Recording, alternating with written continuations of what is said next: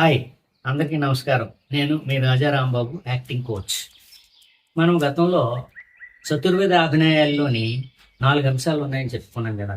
అందులో మొదటిది ఆంగికం మాట్లాడుకున్నాం, అలాగే వాచికం అంటే స్పీచ్ గురించి మాట్లాడుకున్నాం.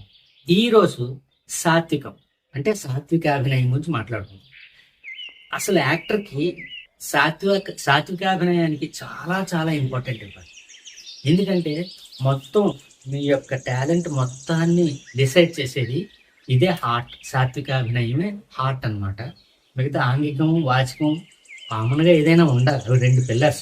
బట్ సాత్వికాభినయానికి ఎక్కువ ప్రాముఖ్యత ఇవ్వాలి. ఎందుకంటే మీకు ఫర్ ఎగ్జాంపుల్ కొంతమంది మాట్లాడుతుంటే కళ్ళల్లో అద్భుతమైన ఎక్స్ప్రెషన్స్ కనపడతాయి. బాధ అయినా, సంతోషమైనా, నీరసమైనా, ఎలాంటిదైనా సరే ముఖ కవలికలు వాడకుండానే ఓన్లీ కళ్ళల్లోనే వాళ్ళు అద్భుతమైన ఎక్స్ప్రెషన్ చూపించగలుగుతారు. కొంతమంది ఆ డైలాగ్ చెప్పేటప్పుడు ఫేస్లోని హావభావాలు అద్భుతంగా ప్రకటించగలుగుతారు. దాన్నే సాత్విక అభినయం అని అనొచ్చు మనం.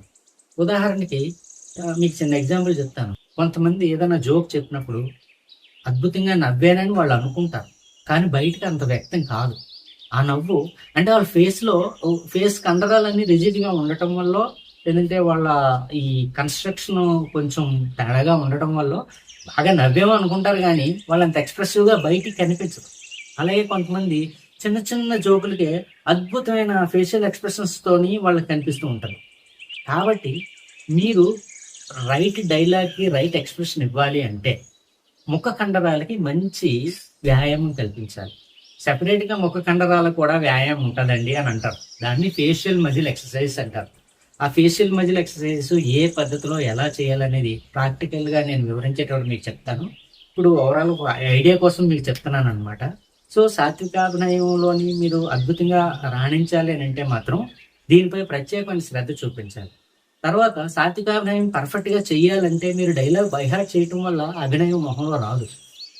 మీరు చెప్పే డైలాగ్ యొక్క అర్థం, అంతరార్థం, దాని ఎమోషన్ ఏంటి, psychological aspects, philosophical aspects, society పరమైన ఆస్పెక్ట్స్, ఆ వయసు, మీరు క్యారెక్టర్ చేసేటటువంటి రిలేషన్స్, వీటన్నిటి మీద ఆధారపడి మీ యొక్క హావభావాలు బయటకు వస్తాయి అన్నమాట. అందువల్ల ఏదైనా ఒక డైలాగ్ మీరు చెప్పాలి అనుకున్నప్పుడు దాన్ని పూర్తిగా అర్థం చేసుకోవాలి. ఆ డైలాగ్ మనసులో పూర్తిగా ఇంజెక్ట్ అయిపోవాలి. అప్పుడు మీరు సులభంగా మీరు యాక్టింగ్ చేయగలుగుతారు. ఫర్ ఎగ్జాంపుల్ డైలాగ్ డౌట్ అనుకోండి, డైరెక్టర్ యాక్షన్ అనగానే మీ కాన్సన్ట్రేషన్ అంతా డైలాగ్ మీద ఉంటుంది. కాబట్టి మీ దృష్టి లోపల మైండ్లో డైలాగ్ కరెక్ట్గా చెప్పగలనా లేదా, అది కరెక్ట్గా వస్తుంది రాదా అన్న దాని మీద ఉంటుంది. కాబట్టి ఆ రియల్ ఒరిజినల్ ఎక్స్ప్రెషన్ బయటికి రాదు. ఇలా రావాలంటే మీరు డైలాగ్ త్వరగా ఉండాలి, దాని తాలూకు అర్థం పరమార్థం కూడా మీకు పూర్తిగా తెలిసి ఉండాలి. అప్పుడు దాంతో పాటు ఫిజికల్గా కొన్ని ఎక్సర్సైజెస్ కూడా, స్టాటిక్గా ఎలా చూడాలి, వ్యావరింగ్గా ఎలా చూడాలి, భయంగా ఎలా చూడాలి, నవరసాలు అంటారు, శృంగార, హాస్య, కరుణ, రౌద్ర, వేద, భయానక, బీభత్స, అద్భుత, శాంతాలు.